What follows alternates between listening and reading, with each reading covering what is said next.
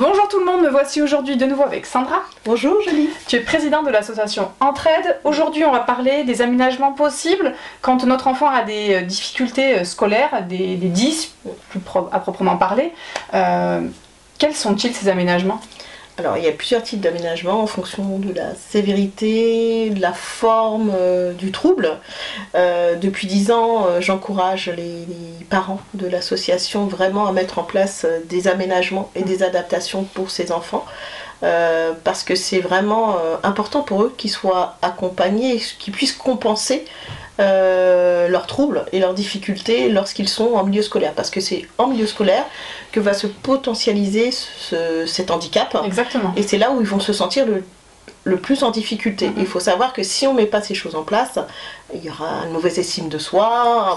Voilà, il y a comme un effet domino. Couler, un effet domino qui fait même phobie scolaire, etc. Donc vraiment cette souffrance affective, faut pas, pour pallier, pour effacer cette souffrance affective, il faudrait mettre en place ces aménagements. Donc il existe différents aménagements selon la sévérité. On a donc le PAP qui nécessite pas un dossier MDPH, ça c'est plus pour les parents qui quelque part ne veulent pas mettre une étiquette ou qui estiment qu'il n'a pas besoin d'énormément d'aménagements. Donc du coup il n'y aura pas d'aide humaine, ça sera des aménagements en lien avec l'équipe éducative, polycopier, texte à trous, tiers-temps ou éventuellement des possibilités que l'enfant ait moins de devoirs à l'école, à la maison, pardon. Tiers-temps, c'est quoi? Alors tiers-temps, c'est l'enfant lorsqu'il a un examen. Il a plus de temps, tiers-temps supplémentaire. Un tiers-temps supplémentaire pour pouvoir finir, puisqu'il y a une certaine lenteur et fatigabilité qui s'installe, et ils ont besoin parfois de plus de temps pour pouvoir faire les choses, donc on leur donne un petit peu plus de temps. Mais ça, c'est négocié bien sûr avec l'équipe éducative et des bilans. Il faudra quand même faire un bilan. Oui, ça se fait pas comme ça. Avec des différents référents du corps médical, orthophonistes, psychomotriciennes, ergothérapeutes, en fonction de... J'imagine qu'on met quand même en place, même s'il n'y a pas tous ces bilans, des parents qui n'ont pas les finances, les ressources physiques et psychiques, ou voilà, des parents qui ne veulent pas comprendre que leur enfant a un trouble. L'équipe éducative peut quand même mettre en place des aménagements pour l'enfant. Alors, selon alors si on est en primaire, si la maîtresse vraiment est sensible à ça et qu'elle en a déjà eu avant, elle va forcément peut-être pas attendre d'avoir un accord des parents pour pouvoir le faire, pour aider l'enfant, mais en règle générale c'est les parents, c'est eux qui donnent l'accord pour pouvoir mettre en place les choses. C'est pas l'équipe éducative qui va mettre en place les choses. Pour que ça soit bien mis en place, il vaut mieux que les parents, c'est une coéducation entre parents, enseignants et corps médical. Donc il faut vraiment allier les trois et pour pouvoir permettre la réussite de En général, c'est ce qui se passe. Mais moi, je vois, par exemple, pour les orientations SECPA, les parents résistent énormément alors que c'est très adapté à leurs enfants et qu'après, il y a des échecs scolaires. Parce que justement, alors là, c'est différent, c'est une orientation, c'est pas un aménagement. Oui, là, je fais une petite aparté. Mais l'orientation, effectivement, les parents ont du mal. Après, c'est sociétal, on va dire ça comme ça. En France, on a du mal à... Dès qu'on met un enfant dans une classe SECPA ou une classe Ulysse, voilà, on a l'impression que ça y est, sa vie est terminée et qu'il ne fera pas plus et que finalement on l'a mis sur le côté.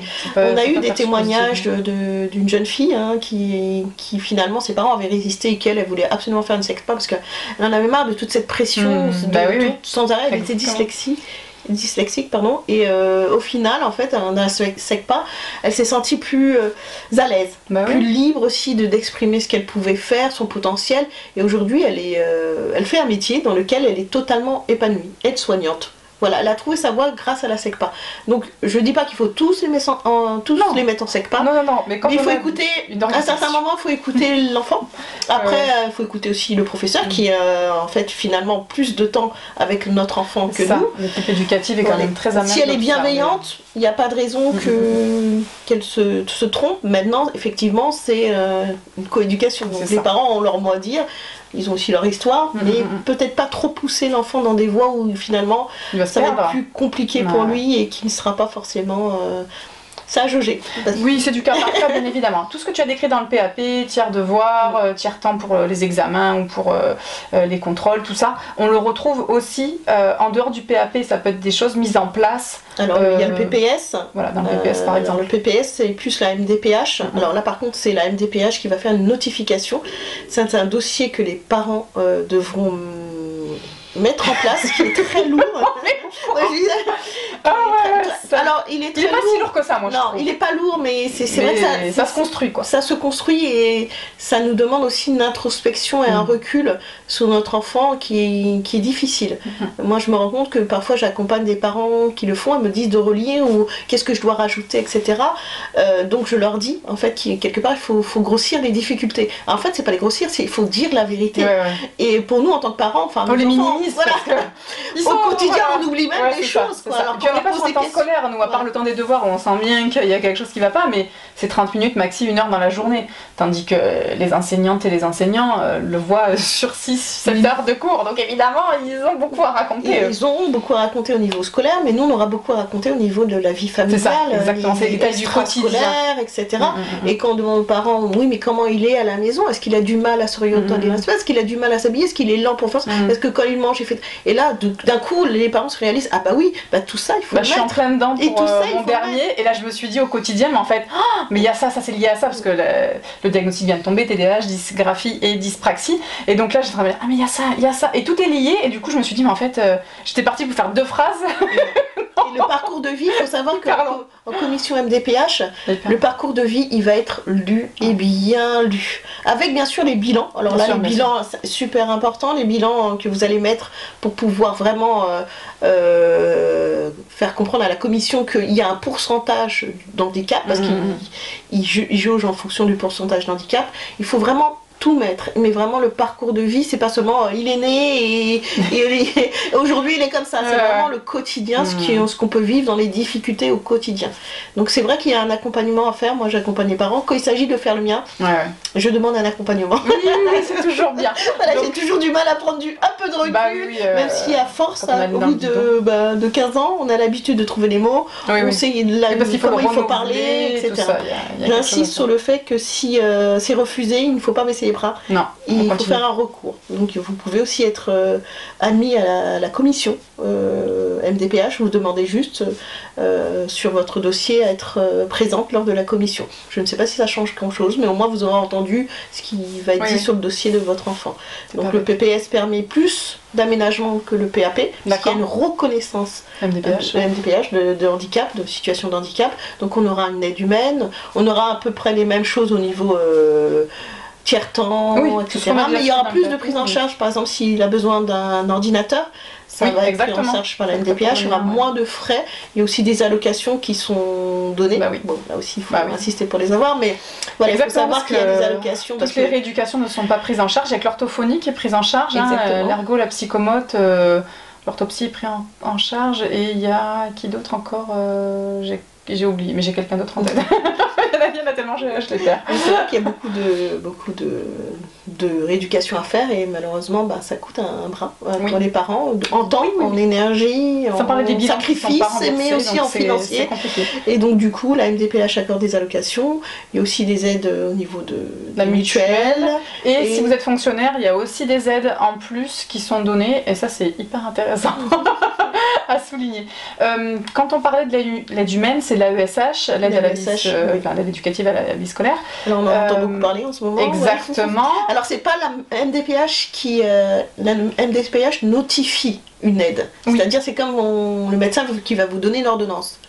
Mais le pharmacien, ça va être l'éducation nationale. D'accord. Donc s'il n'y a pas d'AESH, et même si l'enfant est sur sa notification, il y a une préconisation, ou c'est ouvert en tout cas, il se peut qu'il n'y en ait pas quand même. Voilà. Donc c'est une personne qui va l'aider dans ses consignes, qui va lui expliquer en fonction du 10 quoi. Du 10 en fait, elle va être une petite main ou la petite tête ou celle qui va le consoler ou celle qui va lui permettre aussi de sortir quand il sent qu'il y a un trop plein.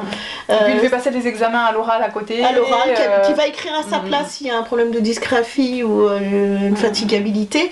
Donc c'est super important parce que pour l'enfant ça lui enlève toute la difficulté qu'il a et pour qu'il soit en situation de réussite, même au niveau du brevet. Si vous avez un enfant qui a une fatigabilité au niveau de l'écriture et que la personne, la ESH est là, qui lui écrit le texte, alors elle va pas faire sa place, elle entend, etc.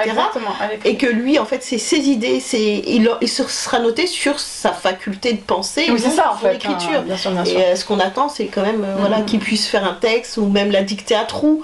Il existe la dictée à trous pour les enfants 10, et là du coup on n'a pas la dictée qu'ils vont réciter mais une dictée à trous où là ils devront savoir quel mot ils mettent à la place de quel mot. Donc en fait on allège, alors c'est pas de la chance ou c'est pas de... Non, parce que ça leur coûte beaucoup, donc on s'adapte en fait. Voilà. Parce que souvent les gens disent oh il a un ordinateur, oui mais il a une aide humaine, bon ben en fait c'est mieux pour lui, mais c'est comme si... effectivement il y a le regard des autres qui est difficile pour eux déjà d'une, donc il faut comprendre que forcément ils le vivent pas forcément bien, et puis c'est comme si moi j'avais pas de bras et qu'on me mettait une prothèse, ça m'aide. Et si j'ai plus de bras, je ferai plus les choses de la même manière. Exactement. Ou même si les autres pensent que je peux le faire, non, ça reste dans la tête des autres. Dans la réalité, la personne, ça lui demande beaucoup d'énergie et ça a un coût, quoi.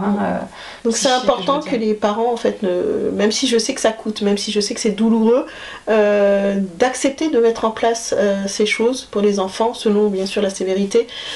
Alors pour finir, c'est très important de savoir que l'estime de soi en fait joue beaucoup chez ces enfants et qu'il est important de les accompagner dans ces démarches, et que aussi les enfants, les collégiens qui sont autour d'eux soient sensibilisés sur les 10, sur les troubles, leur compréhension, savoir pourquoi ils ont ces aménagements et pourquoi ils ont droit à avoir un ordinateur ou une aide humaine, pour qu'ils puissent être plus dans la compassion, la bienveillance, et les accompagner, leur tenir la main, parce que demain peut-être que c'est eux c'est les enfants qui sont 10, qui seront des adultes 10, qui vont développer un tel potentiel qu'ils pourront aussi leur tenir la main. Donc c'est important. Oui, de cette solidarité concrète. Et je l'observe parce qu'au collège où son office, ton association intervient pour informer les élèves. Et mon enfant qui a une AESH, il s'est jamais senti harcelé, moqué, il n'y a jamais rien eu en 4 ans. Donc c'est bien tout le travail que tu fais grâce à ton association que je me dis que ça permet d'ouvrir les consciences et les élèves se sentent accueillis avec leur 10. Je ne sais pas si c'est le cas de tous les enfants 10 au collège. En tout cas, ça n'a jamais été un problème pour le mien. Et dès la 6e, et la 6e, on sait bien que c'est une classe qui n'est pas simple. On est les petits arrivants et tout. Et ça n'a jamais été un souci. Donc je me dis, c'est possible en fait. Et moi, merci, parce que tout le travail, tu l'as fait aussi. C'est vraiment les fruits que tu récoltes quand tu vois ces élèves qui le vivent bien. Donc c'est vraiment possible. Et c'est à nous, en tant que parents d'élèves, de faire appel à ton association et aux autres associations, qu'importe où vous êtes en France, pour faire la démarche, parce que le proviseur chez nous, il est ouvert, mais on peut ouvrir les consciences, on peut démarcher, et puis des fois juste de proposer, les gens nous disent oui, ceux qui dirigent les écoles, donc c'est à nous de semer les graines, et voilà, une fois qu'elles sont semées, les enfants vont mieux. On pense aussi que, que la rééducation ne dure pas toute l'enfance, l'adolescence. Moi le mien ça fait longtemps qu'il fait plus d'orthophonie, mais qu'on peut aussi aller sur le versant, comme tu parlais, d'estime de soi, pour travailler le développement personnel, faire de la kinésiologie, avoir un thérapeute ou une thérapeute pour l'enfant. De venir nettoyer un petit peu quand on a passé tout le lot de comment il fonctionne, paramédical. Savoir pourquoi il est comme ça et comment il peut fonctionner malgré le dysfonctionnement. Comment il peut s'accepter tel qu'il est et maximiser ses potentiels et son excellence, comme tu le disais si bien. Donc ça c'est important, d'avoir, on peut ouvrir le champ des rendez-vous ergo, psychomote, machin. Quand ça c'est un peu fini, on peut réouvrir d'autres sphères d'introspection, parce que ça y est, on est dans une ère nouvelle où on parle beaucoup de développement personnel. Nous on s'y met en tant que parents. Ça y est, on y est, mais c'est vrai que nos enfants, si on les éduque à ça, ça sera encore plus doux pour eux, quoi. On espère que ça. Après, à travers le sport aussi, à travers ce qu'ils aiment, la musique, l'art, la création, c'est un peu magique quand on ouvre plein de portes, mais faut-il pouvoir les ouvrir. Être à l'écoute, c'est pas toujours évident. Parce que c'est vrai qu'on vit dans un monde où tout va vite. Se poser et être à l'écoute de ces enfants 10, c'est très important. Les observer, les écouter. Parce qu'une fois ils sont très solitaires, très dans leur monde, donc si on commence à les laisser un peu seuls, là on a vite oui, c'est une très très bonne remarque, parce que moi je pose des questions. Comment s'est passé ton contrôle? Est-ce que tu as eu des QCM? Ah bah non. Là la dictée, j'ai pas eu à trou. Je dis pardon, t'as pas eu à trou? Alors c'est cool, son prof voulait le challenger, bah super, sauf que bah, il a pas eu une note super et ça fait vraiment baisser sa moyenne, et comme son estime est en lien avec ça, enfin bref. Donc du coup j'ai écrit un petit message au professeur pour lui rappeler, je dis merci de l'avoir stimulé, il aurait pu se dépasser de ouf, enfin, moi je suis contente d'avoir des petits challenges comme ça, mais du moment que c'est pas répété, parce que le but c'est pas de le mettre en difficulté, mais pourquoi pas. J'ai dit par contre j'aimerais bien qu'il fasse la dictée à trous, et du coup il a refait la dictée à trous. C'est à nous d'avoir un regard. Il faut toujours être vigilante ou vigilant pour regarder ce qui se passe, observer un peu, et puis être aussi à l'affût de qui peut passer d'une façon extrascolaire, mais aussi au niveau scolaire. Voilà, et surtout au collège, il y a différents professeurs, donc différents liens, personnes qui comprennent. On a les rendez-vous PPS tous les 6 mois ou tous les 4 mois, je sais plus. Tout dépend, mais normalement oui, c'est 2 fois au moins dans l'année. C'est ça, et avec l'enseignante spécialisée, du coup, qui rappelle avec la référence scolaire, le professeur principal, les choses qui avaient été actées. Et donc nous, on avait réacté là en décembre tout ce qui est mis en place, tout ce qui n'était pas mis en place. Une fois, il a eu -1 parce qu'il avait fait une faute d'orthographe en dyslexie, ce n'est pas possible. Voilà, on fait des rappels. Non, pas de notation. On fait des rappels, voilà, c'est ça. Voilà, essayer de... Voilà, mais on a beau le dire au professeur, ne pas noter un enfant en dyslexie sur une dictée et lui mettre 0. Mais des fois, ils oublient, c'est pour ça que c'est important de rappeler. Voilà, c'est important. On est là, on est le coach, nous, en tant que parents, pour voir si les rendez-vous se font bien d'un côté. C'est là où c'est compliqué, mais il faut vraiment se positionner et vraiment être là tout le temps pour ses enfants, dans les éducatifs, demander, relancer, pouvoir voir si toutes les choses sont mises en place. Ouais, on est un peu un flic. C'est pour ça que c'est bien d'être 2 parents et qu'il n'y en ait pas qu'une qui porte tout ça, parce que d'être 2, ça permet, il y a un parent qui est sur le relais scolaire, un sur le relais rééducation, un sur le relais, je sais pas, psy, un sur le relais sportif, artistique. Enfin, c'est bien que voilà, il y a 2 parents, parce que déjà 2 c'est pas beaucoup, on a établi qu'il fallait 4 à 5 adultes pour élever un enfant. Donc vous doutez bien que 2 parents, on est déjà en sous-nombre, mais un seul, non, c'est trop compliqué. C'est vrai que la surcharge après, c'est beaucoup de sacrifices de temps, d'énergie, parce qu'il faut sortir, faut avoir des congés pour pouvoir emmener l'enfant en dehors des samedi dimanche. Là, il y a les portes ouvertes, c'est un jeudi. Alors les journées portes ouvertes, les dossiers à faire, c'est vrai que ça demande beaucoup de sacrifices humains, d'énergie. C'est pour ça que via mon association, on peut se challenger ensemble, tous ensemble, et pouvoir se donner. Je veux dire tout, je fais la réunion, l'habitude est là. J'ai des hommes cette année dans l'association. C'est génial, les papas s'impliquent. J'en suis ravie, oui, les papas s'impliquent. Après, bon, il y a toujours le côté on reste un petit peu en recul, mais aussi le côté, l'affaire génétique, que ça soit femme-homme, nous on a plus de facilité à accepter que peut-être. Bon, ça, on va dans la psychologie. Ça c'est culturel. On a tous ensemble, on peut échanger. Il y a une richesse qui se crée pour pouvoir en fait se fortifier les unes les autres. Chaque expérience de chacune, moi ça m'a apporté énormément. C'est vrai que c'était très formateur, mais une grande richesse à travers toutes les rencontres que j'ai pu faire, et j'ai pu avancer et pu être, je pense, forte dans tout ce que j'ai fait pour pouvoir accompagner les autres, mais aussi pour pouvoir suivre mon chemin. Quel élan. Je pense que voilà, c'est très important aussi d'être ensemble en fait pour pouvoir porter la cause et pouvoir changer les choses. Exactement. Souvent lié aux adhérentes, mais restez, soyez fidélisés, ne me laissez pas toute seule, parce qu'on a besoin d'être ensemble. Toute seule, Sandra, elle fait rien. Non mais tu fédères et c'est déjà très bien. Voilà, je te remercie beaucoup, Sandra. Merci à vous d'avoir écouté. On vous dit à bientôt. Au revoir.